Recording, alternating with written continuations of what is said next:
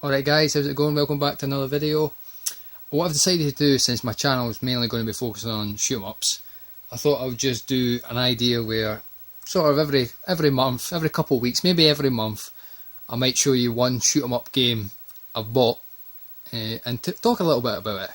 I think it's a fairly original idea. I don't think anyone else on the internet is doing a year of the Shmups or anything like that.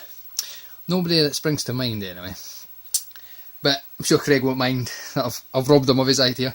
But I basically received a few games from Craig's here again from his for sale video. I managed to snap a few PC Engine games and one PlayStation game. So I'll just quickly show you just one game at a time so I could kind of pad out some of my videos. First game I bought is Burning Angels. Now this game I've been after, but I've been looking at for quite a while. It's sort of a mid-range PC Engine game.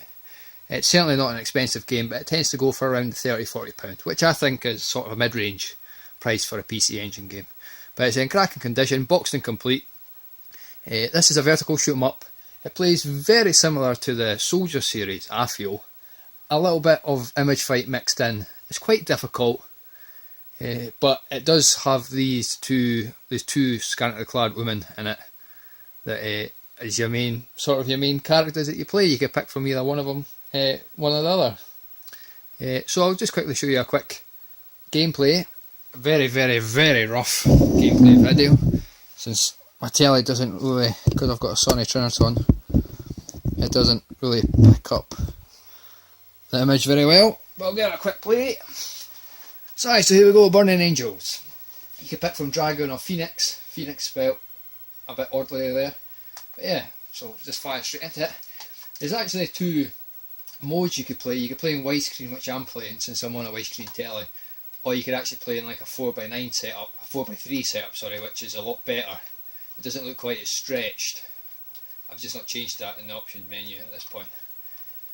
So as you can see, if you're familiar with the Soldier series, it does look fairly similar. It's quite difficult. Some of the bullets come at you. It's not exactly a bullet hell, but the bullets do come quite thick and fast. One thing I don't like is that power-up system there. You've to hit that power-up Barry a good few times before he releases the power up, and that does get quite annoying, especially in the heat of battle when you're trying to upgrade your weapons and things like that.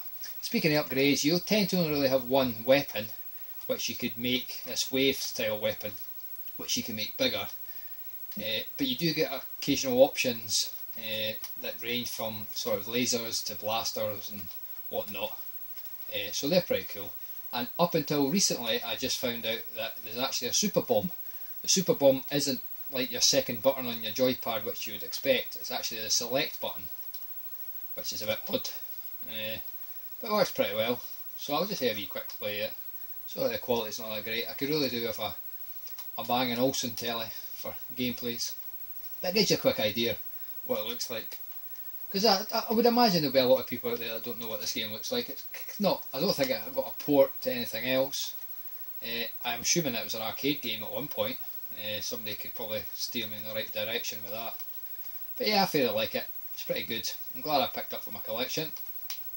If you're a few people, I don't know if the Kala Gamer, if he has it in his collection. I think he does actually, if I remember correctly. But it's definitely worth picking up.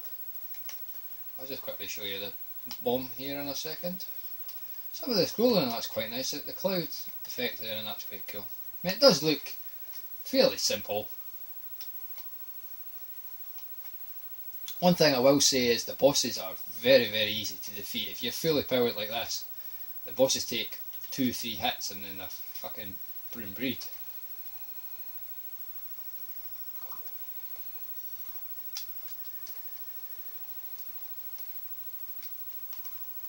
Fucking hell, I'm fucking. Oh, Jesus Christ, I've been fucking killed. Game over, just like that.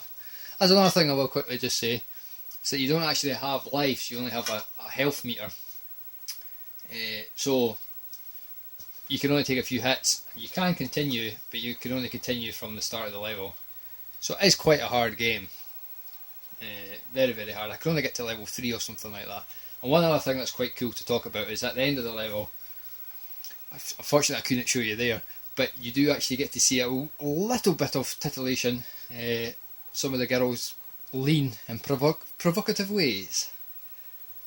But yeah, so definitely check it out, guys, if you haven't already played it.